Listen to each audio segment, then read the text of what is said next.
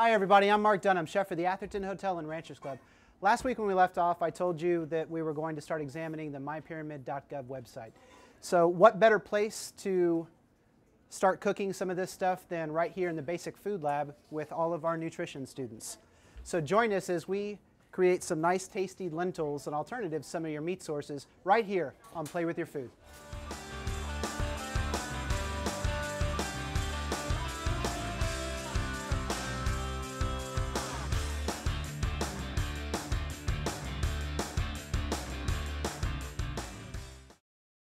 All right, welcome back, guys. So here I am standing in the lab of the science of food preparation right here with all these nutrition students.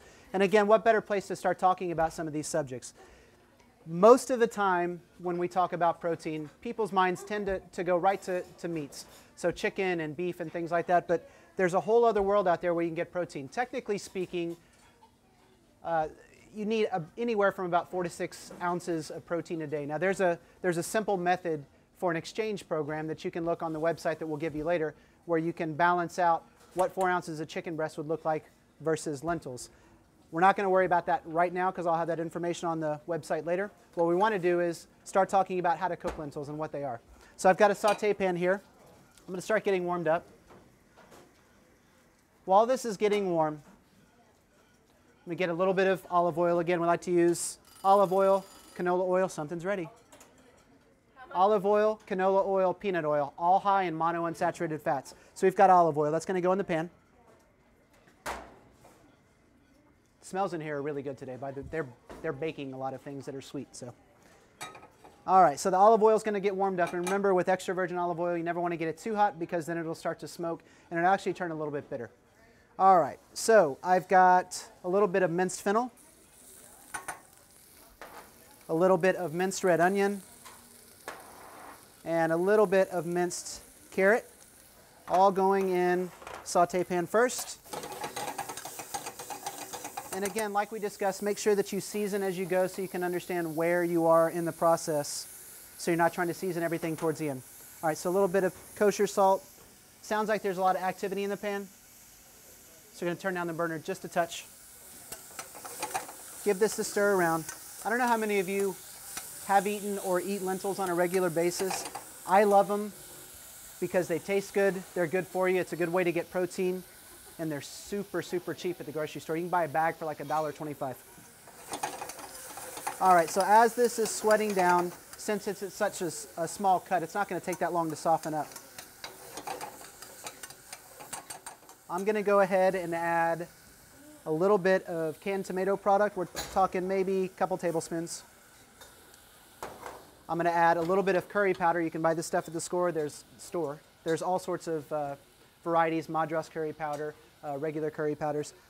Try to buy something that looks authentic. Generally, American curry powders don't pack as much flavor. A little bit of curry powder, and just to give you a reference, that was probably about a 1/4 teaspoon. All right, turn the burner back up just a touch. And I'm going to go ahead and put my lentils in. These are French green lentils. You can buy brown lentils. You can buy any lentil that you have at the store. The basic understanding is just knowing how to cook them and the ratios and just tasting them as you go. So I've got what appears to be about a cup of lentils. That's going to go in. The ratio that you can use for lentils as a general ratio, this is not going to hold true with every single lentil and every time you cook, is roughly about a 3-to-1 ratio of liquid to dry. So if I threw a cup of lentils in, I'm going to add about 3 cups of water to keep it on the vegetarian side. All right, so burner turns up. Got some water here. It's right at 3 cups. In goes the water. I'm going to add just another pinch of salt for good measure. Now, getting this up to a simmer, you can turn the burner on high.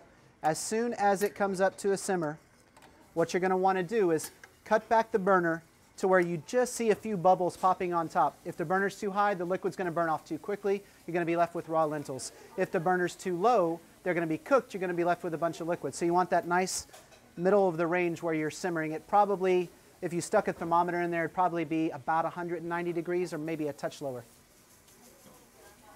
All right, so I'm just going to switch burners and get you a product that we already have ready, because this will actually take about 40 minutes with these particular lentils.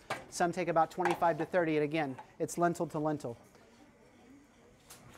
All right, so those are going to stay on the back burner cooking. And if you're asking me, well, how do I know which lentil cooks quicker? That's the fun part about the show, is taste them as they go. If you're not sure how quickly they're going to cook, and you've got a lentil you've never used before, if the smallest one takes about 25 minutes, then test it at 10 minutes. If it doesn't taste cooked, keep cooking it. All right, so these lentils are just going to warm up, and these have all the ingredients that we had in the pan. And the way that we serve these at the Ranchers Club is just over a little bit of jasmine rice. Jasmine rice you can buy at the store. You cook it roughly the same method as the rice pilaf from one of the earlier videos. And again, like with everything else, you're going to want to season this just a touch.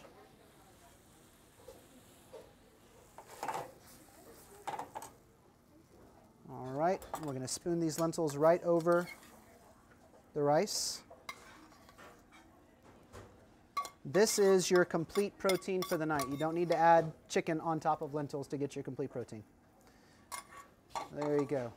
And we're just going to garnish with a little bit of chopped cilantro and a little bit of unsweetened natural yogurt. A good alternative to sour cream, and it also matches all the flavor profiles of the dish that we have here. So that's it. Pretty straightforward, pretty simple. I'll have the recipes posted so you guys can go back and double check all the ingredients and all the ratios, but it's as simple as that. If you've got 30 minutes, you can make something just as delicious and as good for you. So thanks for joining us this week, and join us next week again where we start to demystify the mypyramid.gov.